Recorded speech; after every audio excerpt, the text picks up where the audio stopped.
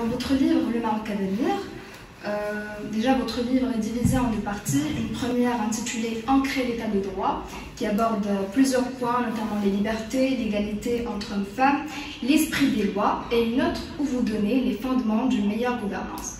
Vous dites lors de la première partie de votre livre, chacun de nous a la capacité d'exprimer son point de vue, de s'indigner et d'agir afin de changer les choses.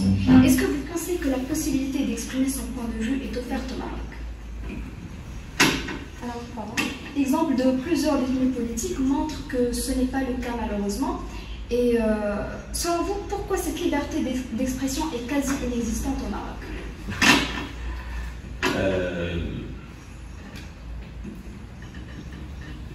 Elle n'est pas quasi inexistante, mais effectivement, on n'est pas aussi libre de parler que peut-être il y a quelques années.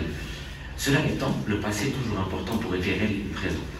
À l'époque de Saïd El-Nabri, quand on faisait de la politique, quand on s'exprimait librement, on finissait en prison, sans procès, dans des caves de commissariat, où on était emprisonné sans droit et on pouvait payer de sa vie. Et donc c'est grâce à ces militants qui dans les années 70 ont pu défendre les libertés d'expression qu'aujourd'hui nous avons des libertés d'expression. La vérité c'est que nous avons énormément de liberté d'expression au Maroc. On peut exprimer nos points de vue, on peut se rassembler, discuter, parler de presque tout.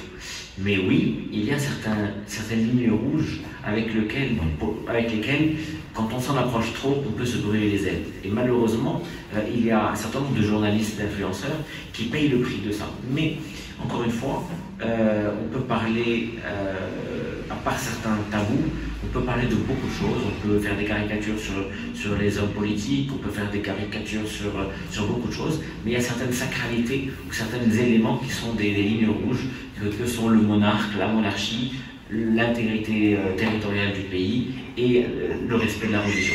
Donc, sincèrement, Inès, je pense que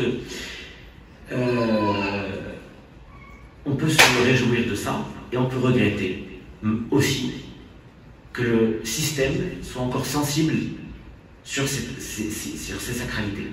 On peut protéger les sacralités sans que les journalistes finissent dans la case prison.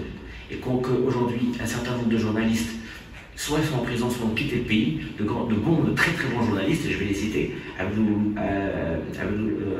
Bakr Jamei, qui est un très très bon journaliste qui a fondé le journal hebdomadaire, a fermé son journal, a quitté le pays.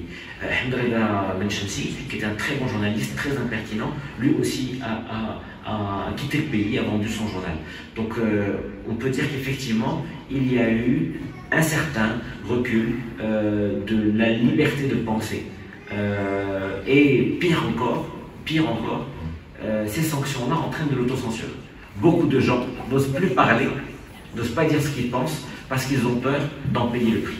Donc voilà, mais il faut rester optimiste pour que dans les années à venir, Inch'Allah, qu'on puisse que ces lignes rouges s'éloignent un peu plus. Alors,